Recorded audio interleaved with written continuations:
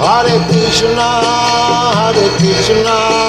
Krishna Krishna, Hare Hare, Hare Rama, Rama Rama, Hare Hare. ओम ज्ञानतिमिरन्धस्य ज्ञानाञ्जनशलाकया चक्षुरुन्मिलितं येन तस्मै श्रीगुरवे नमः। नमो विष्णुपदाय कृष्णप्रेष्ठाय भूतले श्रीमते भक्तिवेदान्त स्वामीति नामिने। नमस्ते सारस्वते देवे गौरवाणी प्रचारिणे निर्विशेष शून्यवादी पाश्चात्य देशतारिणे।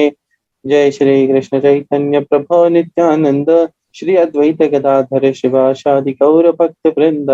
हरे कृष्ण कृष्ण कृष्ण हरे हरे, हरे राम राम राम हरे हरे।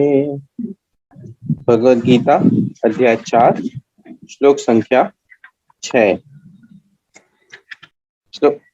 श्लोक संख्या 6 में भगवान कृष्ण स्वयं के बारे में हमें कुछ बता रहे हैं। यद्यपि मैं अजन्मा तथा अविनाशी हूँ और यद्यपि मैं समस्त जीवों का स्वामी हूँ, तो भी प्रत्येक युग में मैं अपने आदि दिव्य रूप में प्रकट होता हूँ। भगवान यहाँ पर एक बात बता रहे हैं कि भगवान स्वयं अजन्मे हैं, अविनाशी हैं, दोनों ही हैं, और इसी प्रकार से वे समस्त जीवों के स्वामी हैं। स्वयं बता रहे हैं अपने बारे में कि न तो वो कभी जन्म लेते हैं, न उनका कभी विनाश हो सकता है। अर्थात वे अजन्मा है, अविनाशी है और समस्त जीवों के स्वामी भी हैं, और हर एक युग के अंदर अपने दिव्य स्वरूप में प्रकट होते रहते हैं। प्रकट होना और जन्म लेने में भेद है। प्रकट होने का अर्थ ये है कि भगवान जब आते हैं तब एक मनुष्य जिस प्रकार से जन्म लेता है उस प्रकार से जन्म नहीं लेते हैं। हम ये कहते अवश्य है कि भगवान देवकी के नंदन है या यशोदा के नंदन है या कौशल्या से जन्म लेते हैं, परंतु वास्तविकता में भगवान जन्म लेते ही नहीं है। वास्तविकता में भगवान प्रकट होते हैं। जैसे भगवान राम जब अवतरित हुए थे तब अग्नि पुरुष ने आकर के दशरथ महाराज को खीर प्रदान करी थी। वो खीर दशरथ महाराज ने अपनी 3 प्रमुख रानियों में बांटी थी, और इस खीर के माध्यम से दशरथ महाराज के हृदय में आए हुए भगवान अपनी रानियों के हृदय में जाते हैं, और वहां से वे उनके उदर में प्रकट होते हैं, और उससे उनकी प्रसूति नहीं होती, अपितु उनके उदर से बाहर भौतिक जगत में प्रकट हो जाते हैं। इसी प्रकार से कालाग्रह के अंदर भगवान वसुदेव जी के हृदय में पहले प्रकट हुए, वसुदेव जी के हृदय से देवकी के हृदय में गए, और देवकी के हृदय से उसके उदर में गए, और उदर से प्रकट होकर के बाहर आए। जब भगवान जस्ट जन्मे ही थे या जस्ट प्रकट ही हुए थे, उसी समय उन्होंने अपना चतुर्भुज स्वरूप दिखा करके वसुदेव और देवकी को उनके पुराने जन्म के बारे में बताया था कि किस प्रकार से उन्होंने तपस्या करके भगवान को अपने पुत्र रूप में उनसे रिक्वेस्ट करी थी कि आप कृपया हमारे पुत्र रूप में अवतरित हों, हमें आपके माता पिता बनने का सुख प्रदान करें। इस प्रकार से उन्होंने उनके पुराने जन्म के बारे में बता करके ये सिद्ध किया कि वह जब अवतरित होते हैं या प्रकट होते हैं तब किसी एक साधारण व्यक्ति के भांति नहीं होते हैं। तब उनमें दिव्यता कहीं समाप्त नहीं होती। यदि वह इस धरा पर रहे अथवा अपने आध्यात्मिक जगत के धाम में रहे, भगवान दिव्य है और दिव्य ही बने रहते हैं। जैसे कुछ लोग ये कहते हैं कि कृष्ण के चरण पे बाण लगा था तब वे मर गए थे, तो ये बहुत ही अपराधजनक वाक्य कहते हैं ये लोग।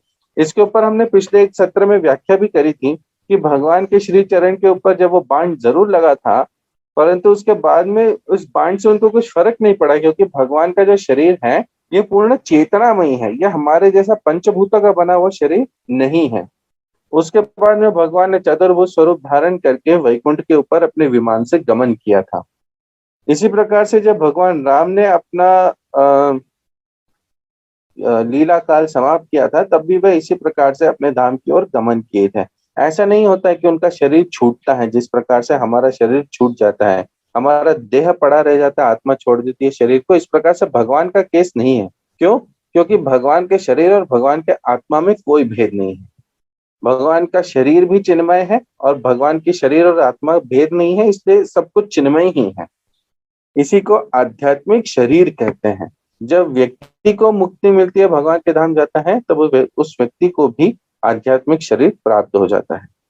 तात्पर्य, भगवान ने अपने जन्म की विलक्षणता बताई है। यद्यपि वो सामान्य पुरुष की भांति प्रकट हो सकते हैं, किंतु उन्हें विगत अनेक जन्मों की पूर्ण स्मृति बनी रहती है, जबकि सामान्य मनुष्य को कुछ ही घंटे पूर्व की घटना स्मरण नहीं रहती। यदि कोई पूछे कि एक दिन पूर्व इसी समय तुम क्या कर रहे थे, तो सामान्य व्यक्ति के लिए इसका तत्काल उत्तर दे पाना कठिन होगा।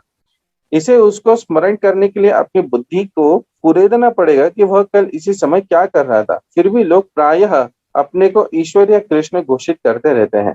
मनुष्य को ऐसे निरर्थक घोषणाओं से भ्रमित नहीं होना चाहिए।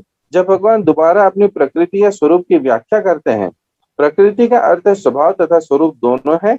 भगवान कहते हैं कि वे अपने ही शरीर में प्रकट होते हैं।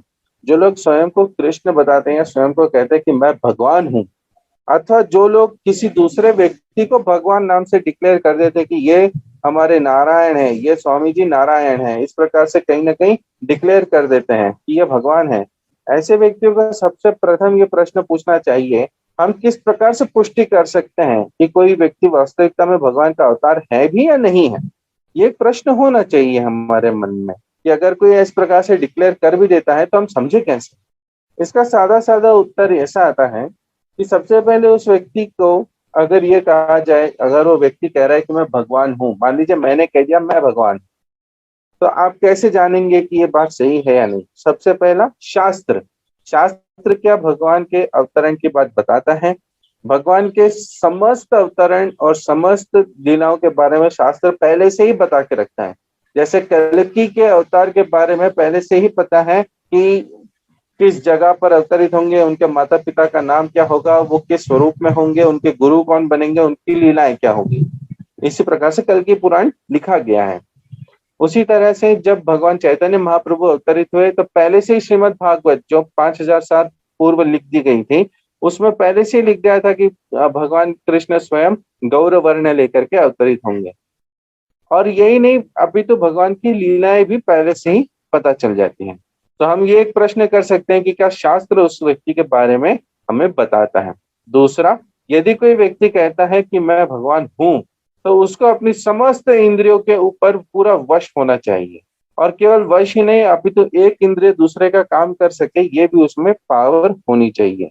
अगर वो आंखों से देख के मात्र अपना पेट भर सकता है अन्न को देख करके, तो हम कुछ कह सकते हैं कि हाँ यह पॉसिबल है, क्योंकि भगवान को अन्न ग्रहण करने की आवश्यकता नहीं होती। तीसरा, होता है कई बार कि कुछ लोग गांजा पीते हैं या गांजा पीने वाले को भगवान बनाते हैं, या इस प्रकार से जो कुछ व्यसनिक पदार्थ का सेवन करते रहते हैं और अपने अंदर से कई सारे जादुई चमत्कार दिखाते रहते हैं। बड़े बड़े वजन वाली चीजों को रोक देना, बड़े बड़े जैसे हमने एक लीला सुनी है साईं बाबा की, उन्होंने तेल के दिए जला दिए थे। इस प्रकार के कई सारे चमत्कारिक घटनाएं भी होती रहती हैं। प्रश्न ये करना चाहिए कि क्या ये भगवान का तत्व ये है कि भगवान चमत्कारी हैं इसलिए पावरफुल है? नहीं, ऐसा नहीं है। ये बात हमें समझना चाहिए कि मात्र कोई ऐसा व्यक्ति जो अपने चमत्कार के द्वारा दूसरों को लुभाने का प्रयत्न कर रहा है, वो व्यक्ति भगवान हो ही नहीं सकता। यदि वो भगवान है तो सीधे उससे प्रश्न किया जाए कि आपका विराट स्वरूप हमें दिखाया जाए। जहाँ पर भगवान ने अनंत कोटि जीवों को अपने मुंह में जाते हुए भी दिखाया था, अनंत कोटि जीवों को बाहर निकलते हुए दिखाया था। उन्होंने ये तक दिखाया था जहाँ पर उन्होंने समस्त ब्रह्मांड बताए थे। ब्रह्मांड ही नहीं, अभी तो उनके नाभि कमल में ब्रह्मा जी भी दिखे थे, वहीं पर शिव जी भी दिखे थे। समस्त देवी देवतागण उनके शरीर पर अवलंबित थे। इस प्रकार से हम जब आगे पढ़ेंगे भगवान का विराट स्वरूप, हमें और भी विराट स्वरूप के बारे में पता चलेगा। तो हम ऐसे व्यक्ति को पूछ सकते हैं कि भैया आपका विराट स्वरूप दिखाइए, हम देखना चाहते हैं। तो जब तक व्यक्ति को हम पूरी तरीके से इस बात की पुष्टि ना कर लें कि शास्त्र कहता है उसके अंदर वो क्वालिटीज भी हैं, तब तक के लिए हम किसी व्यक्ति को भगवान डिक्लेयर नहीं कर सकते हैं। कई बार होता है कि लोग हमारे बीच में आकर के स्वयं को भगवान बताते हैं, अथवा हम किसी व्यक्ति को भगवान बना देते हैं, और इसमें केवल हम अपनी मूर्खता का परिचय देते हैं और इससे इसके अतिरिक्त और कुछ नहीं होता है। इसलिए ये बात का बहुत विशिष्टतः ध्यान रखा जाए। मनुष्य को ऐसी निरर्थक घोषणाओं से भ्रमित नहीं होना चाहिए। अब भगवान दोबारा अपनी प्रकृति या स्वरूप की व्याख्या करते हैं। प्रकृति का अर्थ स्वभाव तथा स्वरूप दोनों है। भगवान कहते हैं कि वे अपने शरीर में प्रकट होते हैं, वे सामान्य जीव की भांति शरीर परिवर्तन नहीं करते। इस जन्म में बद्ध जीव का एक प्रकार का शरीर हो सकता है, किंतु अगले जन्म में दूसरा शरीर रहता है।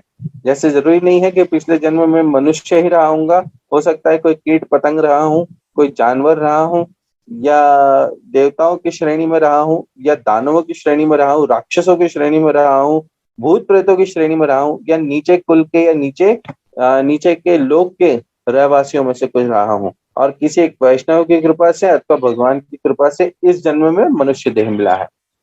परंतु भगवान का केस ऐसा नहीं होता है। भगवान केवल अपनी इच्छा से अलग अलग प्रकार के स्वरूप धारण करते हैं। जैसे भगवान जब चाहते हैं, भगवान की इच्छा के अनुसार वे नरसिंह का स्वरूप धारण करते हैं, तो कभी वराह स्वरूप धारण करते हैं, कभी वामन स्वरूप धारण करके एक छोटे से बटुक का स्वरूप धारण करके पूरे तीनों लोक को जीत जाते हैं, तो कभी राम स्वरूप धारण करके मनुष्य आते हैं, और कभी कृष्ण स्वरूप में सुंदर सी लीलाएं करते हैं। भौतिक जगत में जीव का कोई स्थायी शरीर नहीं है, अपितु वह एक शरीर से दूसरे में देहांतर करता रहता है। किंतु भगवान ऐसा नहीं करते। जब भी वे प्रकट होते हैं तो अपनी अंतरंग शक्ति से वे अपने उसी आद्य शरीर में प्रकट होते हैं। दूसरे शब्दों में श्री कृष्ण इस जगत में अपने आदि शाश्वत रूप में दो भुजाओं में बांसुरी धारण किए अवतरित होते हैं। वे इस भौतिक जगत से निष्कलुषित रहकर अपने शाश्वत शरीर सहित प्रकट होते हैं। इसका अर्थ है कि भगवान कहीं भी अपनी प्रकृति के अधीन नहीं आते हैं। जैसे जब व्यक्ति इस भौतिक जगत में प्रकट होता है तो उसे तीन गुणों के अधीन रहना पड़ता है, तमोगुण, रजोगुण और सतोगुण के अधीन रहना पड़ता है। परंतु भगवान इस प्रकार से नहीं होता है। भगवान जब अवतरित होते हैं तो उनका शरीर दिव्य बना रहता है, लीलाएं दिव्य बनी रहती हैं, और वही नहीं अपितु भगवान अपनी ही प्रकृति में प्रकट होकर के प्रकृति के अधीन नहीं होते हैं, प्रकृति के स्वामी फिर भी बने रहते हैं। यद्यपि वे अपने उसी दिव्य शरीर में प्रकट होते हैं और ब्रह्मांड के स्वामी होते हैं, तो भी ऐसा लगता है कि वे सामान्य जीव के भांति प्रकट हो रहे हैं। भगवान की लीलाएं अगर हम देखते हैं तो कभी कभी ऐसा लगता है कि एक बहुत ही सामान्य जीव है। कुछ मूर्ख लोग इस प्रकार से भी कह देते हैं कि जो राम है वो भगवान थोड़ी थे, वो तो एक साधारण से मनुष्य थे और उनके अंदर कुछ ताकतें आ गई थी। ये ऐसे लोग आयु में चले ही बढ़ते चले जाते हैं, परंतु अपनी मूर्खता का बखान अपने ही शब्दों से करते हैं। क्यों इस प्रकार से क्यों कह रहा हूं मैं, इस प्रकार के कठोर शब्दों का प्रयोग क्यों कर रहा हूं? इसलिए कर रहा हूं क्योंकि शास्त्र इस प्रकार के व्यक्तियों को वास्तविक मूढ़ व्यक्ति कहता है। हमें सबसे पहले जानना चाहिए कि भगवान कौन है और वह इस प्रकार की लीलाएं क्यों कर रहे हैं। जैसे भगवान राम का जब लीलाएं चल रही थी तब माता सीता का हरण हो चुका था। वास्तविकता में छाया सीता थी, परंतु उनका हरण हो चुका था और रावण उन्हें लंका ले जा चुका था। और भगवान जब शोध में लगे थे, जब भगवान को जस्ट पता ही चला था कि सीता का हरण हो गया है, तब वह जाकर के रोदन करने लगे, बहुत फूट फूट करके रोने लगे, क्रंदन करने लगे कि सीता कहाँ है, सीता कहाँ है। और इस प्रकार से इतने रोके विवल होकर के दिखाने लगे, जहां पर किसी वृक्ष से पूछते कि हे वृक्ष तुमने देखा है सीता कहाँ है, किसी पत्थर से पूछते कि हे पाषाण तुमने देखा है सीता कहाँ है, कभी घास से पूछते तो कभी जानवरों से पूछते, और इस प्रकार से इधर से उधर दौड़ लगाते हुए, रोते हुए, क्रंदन करते हुए इधर से उधर पूछते जा रहे थे कि क्या तुमने सीता को देखा है। कभी जल से, कभी पत्थर से, कभी पेड़ से, कभी पौधे से, कभी घास के तनिके से। इसी बात को देखते हुए जब आकाश मार्ग से भगवान शिव और माता सती भागवत कथा कहते हुए वापस आ रहे थे, तब उन्होंने कैलाश की ओर जाते हुए भगवान राम को इस प्रकार की लीलाएं करते हुए देखा। तो माता सती को थोड़ा सा डाउट हुआ कि ये क्या चल रहा है, और शिवजी ने देख करके कहा, जय सच्चिदानंद भगवान राम की मैं शरणागत ग्रहण करता हूँ। इस प्रकार से भगवान राम की स्तुति करते हुए भगवान शिव आगे चलने लगे। परंतु माता सती के मन में फिर भी डाउट हुआ और उन्होंने भगवान शिव को ये बात कही कि हे त्रिपुरारी, मुझे एक बात बताइए कि मैं नहीं मानती हूँ कि ये जो अपनी पत्नी के इस प्रकार से विवल व्यक्ति है, ये स्वयं में भगवान राम है, ये भगवान आपके आराध्य हैं। मुझे नहीं लगता, मुझे लगता है कुछ गड़बड़ है। माता सती के मन में तो ऐसा आ रहा था कि शायद भगवान शिव की मति मारी गई है, सिर फिर गया है। भगवान शिव ने उनको कहा कि देखो, इस प्रकार से डाउट मत करो, संदेह ना करो, क्योंकि ये भगवान की लीला है, ये बहुत ही दिव्य है, और इसको बस अपने मन से समझ लो कि ये भगवान शिव कि ये भगवान राम ही है, ये मेरे आराध्य हैं। परंतु सती के मन को फिर भी पूरी तरीके से बात ये हजम नहीं हुई और उन्होंने फाइनली भगवान शिव के साथ में डिस्कस करके ये तय किया कि वे राम जी की परीक्षा लेंगी। ठीक है भैया। तो शिव जी बैठ गए एक बरगद के पेड़ के नीचे और सती वहां पर भगवान राम के पथ में सीता का वेश धारण करके प्रकट हुई, वहां पर सामने आई। भगवान राम ने तो देख लिया था कि ओके, माता सती आई हैं और इस प्रकार से मेरी परीक्षा लेना चाहती हैं। देखते ही उन्होंने सबसे पहले प्रणाम किया झुक करके, क्योंकि मनुष्य लीला कर रहे थे, इसलिए एक देवी को देख करके उन्होंने प्रणाम किया झुक करके। इसी प्रकार से लक्ष्मण ने भी प्रणाम किया और वह ये प्रश्न पूछते हैं कि हे पतिव्रता नारी, बिना पति के जंगल में कहाँ भटक रही हो? इस प्रकार से कटाक्ष करते हुए उन्होंने भगवान माता सती से ये प्रश्न किया। तब माता सती एकदम से चौंक गई कि ये क्या है, मैं तो सीता का वेश धारण करके आई हूँ।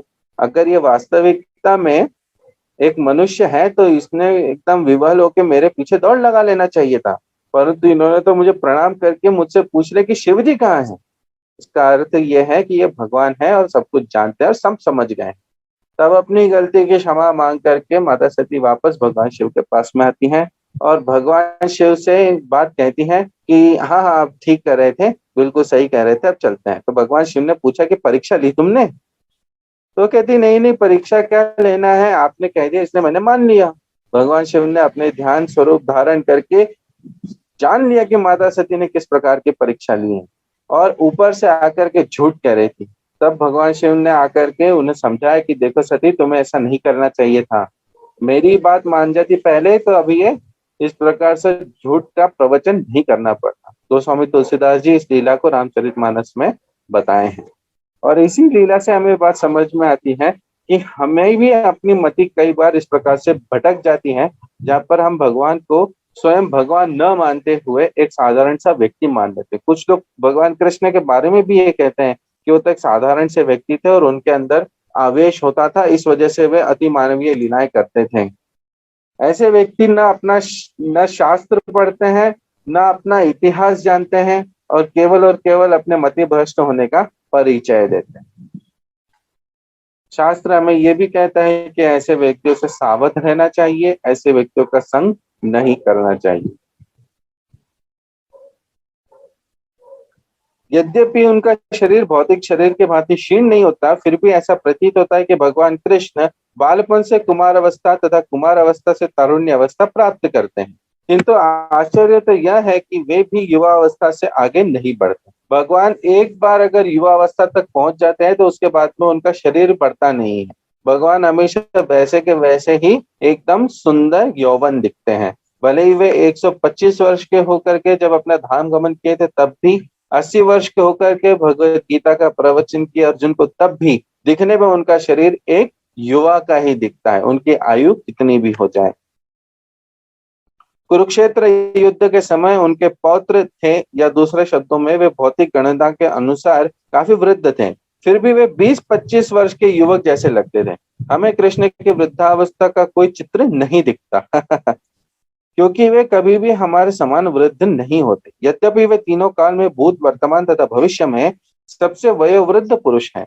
न तो उनका शरीर और न ही बुद्धि कभी क्षीण होती है या बदलती हैं।